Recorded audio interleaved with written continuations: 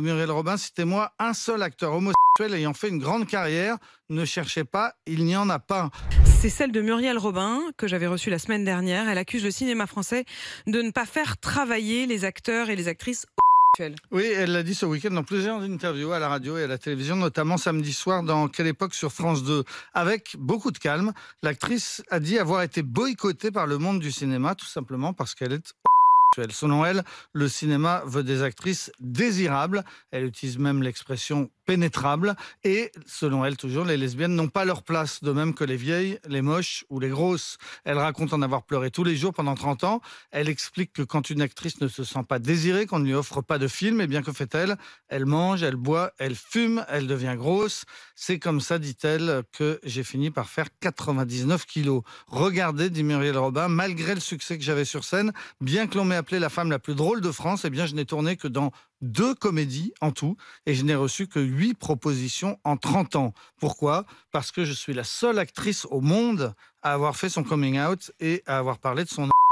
Est-ce que c'est vrai?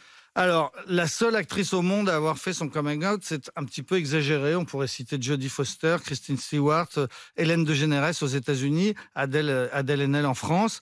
Citez-moi, dit Muriel Robin, citez-moi un seul acteur homosexuel ayant fait une grande carrière.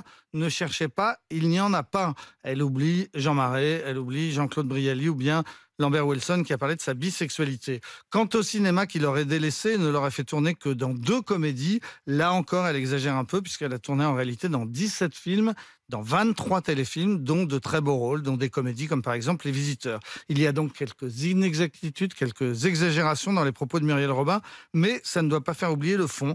Le fond, c'est qu'elle a décidé de dire aujourd'hui, à 68 ans, et personne ne peut le contester, eh bien, elle a décidé de dire qu'elle a souffert d'être une actrice lesbienne. Quand même, parce que vous connaissez Charles, évidemment.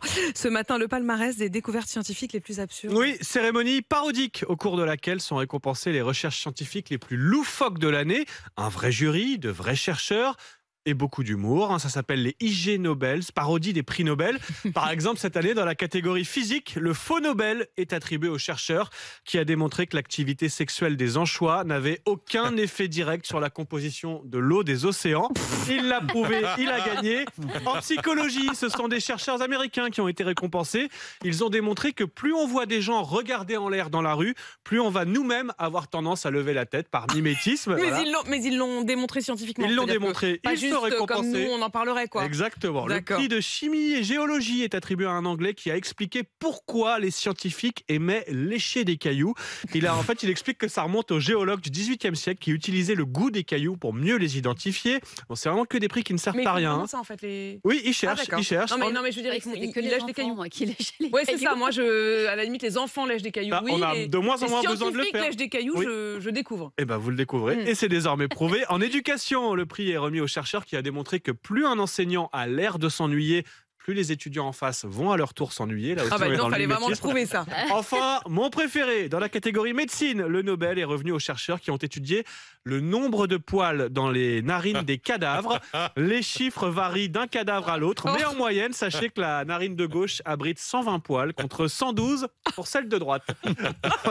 Et ça méritait vraiment un faux Nobel.